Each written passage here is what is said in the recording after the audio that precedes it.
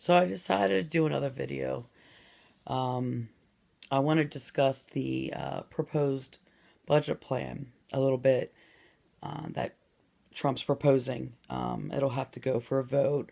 I don't know what the chances are of it passing or anything like that, but we need to be vigilant, be on top of it, um, see how our representatives are leaning towards that kind of thing. The budget proposal plan will make cuts to programs like Medicare, Medicaid, Social Security, housing funds, and it also will change food stamps, SNAP benefits. As we currently know it, it will totally change. And that's the part that I actually want to focus on in this video to make it very clear so that people see the bigger picture of what happens when a program is cut.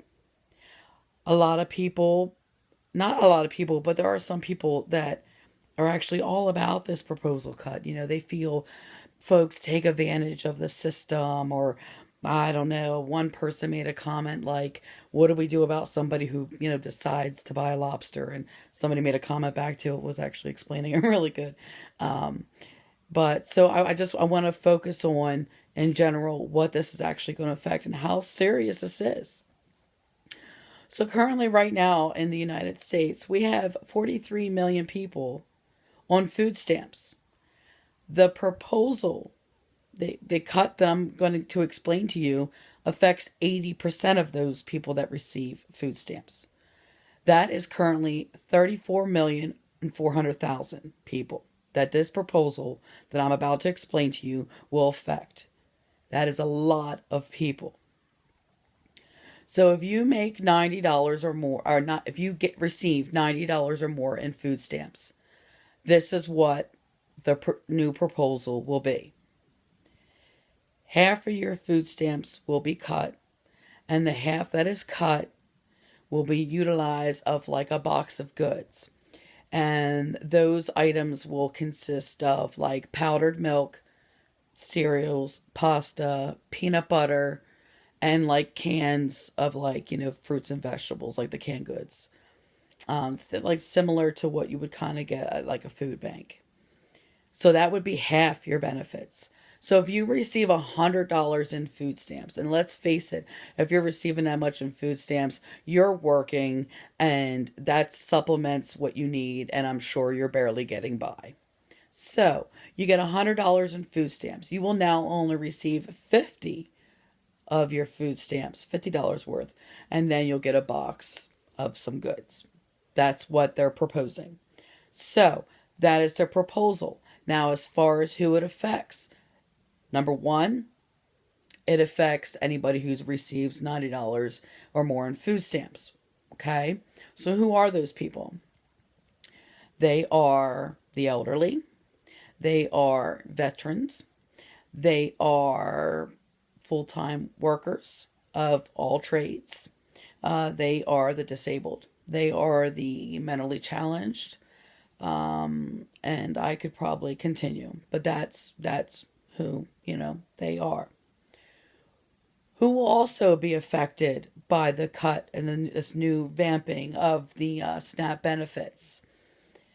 Any store of any kind that accepts food stamps as a way of payment, which then is revenue for them, it will affect. So grocery stores, corner stores, any place that accepts food stamps will then also have a lot less revenue coming in. What will happen when all those businesses have a lot less revenue coming in? Well, then it'll trickle down to the employees. They will get lower wages. They will get less benefits. They will get less hours, and some of them will probably lose their jobs. Okay? So we get in the bigger picture here. Who else will it affect? Anybody that actually works for those said places making the products that those stores sell. So take a factor into that. I'm sure in the United States of America, and probably in my state of Pennsylvania, we could sit here and make a list of certain products and factories of things that are made here, from snack foods to whatever, that those would also in turn affect them as well. It will also affect our farmers because there will be a lot less fresh produce and vegetables of any kind being sold as well. So if it affects them having less revenue, that will then in turn affect them. People will lose jobs, less pay. They may have to raise prices, so then it'll affect everybody else who is buying the product.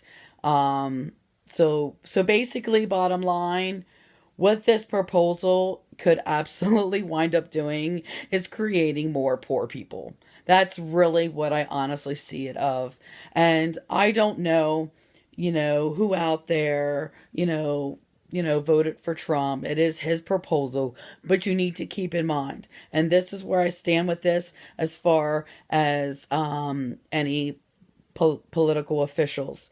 Number one, I think it is shameful that he's even proposing this idea. Number two, any single representative politician of any kind that backs this deal, shame on them, regardless of whatever party they're in. And let's say this goes as far as going on the Senate floor for a vote, okay? I don't know which Republicans are going to back it and not, but I can bet you there'll be some. So think about it. Is your representative going to back this proposal? The thing that I honestly want to say to the Democrats,